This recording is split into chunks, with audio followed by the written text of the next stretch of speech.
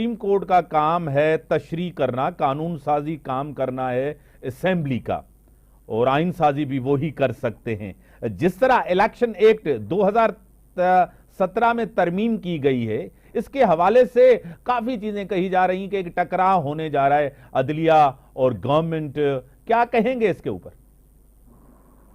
पहली बात यह है कि ये जो इलेक्शन एक्ट में तब्दीली आ रही है प्राइवेट बिल के तौर पे आ रही है। सही, ठीक है सर, गवर्नमेंट की तरफ से ये बिल नहीं आया, प्राइवेट बिल आया, तो ये इस बात को क्लियर कर दो। नंबर 2, उसका पूरा प्रोसीजर अडॉप्ट किया गया, बाकायदा कौमी असेंबली से अप्रूवल के बाद इसको सेनेट में भेजा जाएगा और एक जो कमेटी आती है उसको भी ये मामला रेफर किया गया है। तो ज़ाहिर है कि इस कानून साजी में टाइम लगता है। सही। तो पहले पूरी अमेंडमेंट जब तक न हो जाए उसके मुताबिक कुछ कहना मुश्किल है। नंबर 2, इलेक्शन एक्ट में तब्दीली करने का इख्तियार तो पार्लियामेंट के पास है। हाँ। और इससे ये बात साबित नहीं हो जाती है कि अदलिया के और पार्लियामेंट के दरमियान किसी किस्म का कोई टकराव हो रहा है।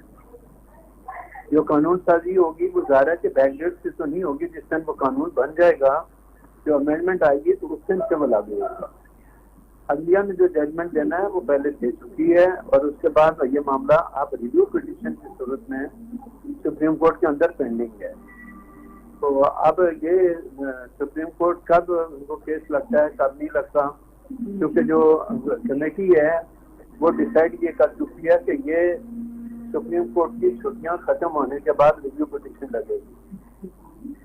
तो उसमें इलेक्शन कमीशन ऑफ पाकिस्तान ने भी एक गाइडलाइन मांगी है ऑनरेबल सुप्रीम कोर्ट से कि 41 लोग वो हैं जिनका पीटीआई से कोई ताल्लुक नहीं है, तो हम उनको कैसे, और वो सुन्नी इत्तेहाद को इसमें शामिल भी हो चुके हैं, तो हमें गाइडलाइन दी जाए कि हम कैसे कर सकते हैं। क्योंकि 3 दिन के अंदर आपने कोई न कोई पार्टी ज्वाइन करनी होती है। ऑनरेबल सुप्रीम कोर्ट ने उनको 15 दिन का टाइम दिया। इसी वजह से गवर्नमेंट का ये कहना गया है कि ये रीराइट करने के मुताबिक जो आइन है उसको रीराइट करने की बात सूरत इख्तियार करता है, जो नहीं आना चाहिए। ये मामला क्योंकि अब रिव्यू पिटीशन में सुप्रीम कोर्ट में जाएगा, पेंडिंग है और छुट्टियों के फौरन बाद लगेगा और डिटेल जजमेंट आए दिन तक ऑनरेबल सुप्रीम कोर्ट में जो 8 जजेज हैं उन्होंने अभी तक डिटेल जजमेंट नहीं दिया। तो उसकी वजह से इलेक्शन कमीशन ऑफ पाकिस्तान ने ऑनरेबल सुप्रीम कोर्ट से गाइडलाइन मांगी है कि इन 41 आदमियों के मुताबिक हम कोई फैसला करने की पोजीशन में नहीं। अब ऑनरेबल सुप्रीम कोर्ट क्या गाइडलाइन देता है, अपनी डिटेल जजमेंट के अंदर ही उसका कोई रास्ता बताता है या रिव्यू पिटीशन के अंदर जाकर डिसाइड करता है, ये डिपेंड करता है इन हालात पे। बाकी जो सूरत हाल आपके सामने है उससे मजीद यासीन आज़ाद साहब, आपको पता है टाइमिंग बड़ी इंपॉर्टेंट है कि प्राइवेट बिल ही है, इसके पीछे सपोर्ट तो आपको पता है गवर्नमेंट की है और गवर्नमेंट ही ये चाह रही है, एक चीज।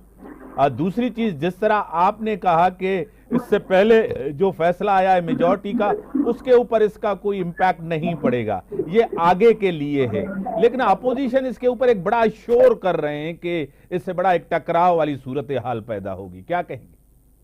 हमारे यहाँ प्रॉब्लम यह है कि हर आदमी इस बात की कोशिश कर रहा है कि आईनी इदारों के दरमियान टकराव हो, पर आईनी इदारे भी वक्तन फक्तन जो मामला हैं एक दूसरे के मामला में जिस तरह से मुदाखलत करते हैं, माजी में भी करते रहे, अब भी हो रहा है।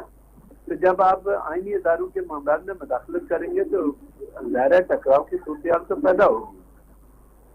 अब जिस तरह से ये लोगों का मामला आया है, अब ये मामला अगर इन लोगों को इलेक्शन कमीशन ऑफ पाकिस्तान ने उनको रिजर्व सीटें दे दी कि इनका ताल्लुक पीटीआई से है, तो ये मामला जब पार्लियामेंट के अंदर जाएगा तो स्पीकर असेंबली उनका ओथ लेता या नहीं लेता।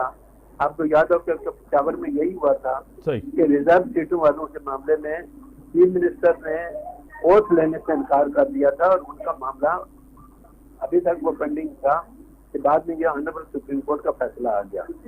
तो बहुत सारे मामला है, कल पार्लियामेंट में जब ये मामला जाएगा, उनका नोटिफिकेशन होकर जाएगा, तो स्पीकर असेंबली उनका वोट लेता है नहीं लेता, ये तो स्पीकर असेंबली पर डिपेंड करता है। यासीन आज़ाद साहब, एक आपको पता है कि वैसे तो तारीख में आप और हमने ये हमेशा डिस्कस किया है पीटीआई के यू टर्न। एक तरफ जिस तरह कहते थे कि न्यूट्रल के हवाले से, आज कहते हैं कि फौज कोई नुमाइंदा मुकर्रर करे, हम उनसे बात करने के लिए तैयार है, लेकिन सियासी जमातों से हम बात नहीं करेंगे, मुज़ाकरात नहीं करेंगे। क्या कहेंगे? और दूसरी तरफ ये भी कह रहे हैं कि नवंबर के बाद हमें इक़्तिदार मिलने वाला है। पीटीआई के रहनुमा क्या कहेंगे एडवोकेट साहब? ख्वाब देखने में कोई बुराई नहीं है, वो ख्वाब देखें कि नवंबर में उनको हुकूमत मिलेगी, कैसे मिलेगी, ये तो इमरान खान को पता होगा। नंबर 2, मुझे अफसोस इस बात का है कि एक पॉलिटिकल पार्टी ये कहती है कि हम फौज के नुमाइंदे से बात करने के लिए तैयार हैं। एक तरफ तो कहते हैं कि फौज का आइन के मुताबिक सियासत में कोई रोल नहीं है, लेकिन इसके बावजूद वो उनके साथ बात करने के लिए तैयार है। फौज ने फाइनली इमरान खान को जवाब दे दिया है कि आपके और हमारे दरमियान कोई मुज़ाकरात नहीं होंगे, आपने जो भी करना है, पॉलिटिकल लोग हैं, आप आपस में बैठ के तय करें तो पार्लियामेंट के अंदर जाएंगे। एक तरफ तो इमरान खान ने कहा कि हम फौज से बात करने के लिए तैयार हैं, वो अपना नुमाइंदा बताए, लेकिन जहाँ जो साथ में शराइत लिखी हैं, आपने उन शराइत को पढ़ा। उन शराइत में वो ये कहते हैं कि हमारा मैंडेट हमें वापस दो। उन शराइत में ये भी कहते हैं कि हम इन पॉलिटिकल लोगों से बात नहीं करेंगे, हम आपसे बात करेंगे। तो फौज ने तो आपको वापस जवाब दे दिया कि आपके और हमारे कोई मुज़ाकरात नहीं हो सकते, ये सियासतदानों का मामला है, आपस में बैठ के तय करें और पार्लियामेंट के अंदर जाके तय करें। इमरान खान साहब ने जो शराइत रखी हैं, क्या उनसे ये जाहिर होता है और ये माना जाता है कि अगर फौज अगर किसी को नॉमिनेट भी कर दे तो इमरान खान उस फैसले पे अमल करेगा? वो कभी नहीं करेगा।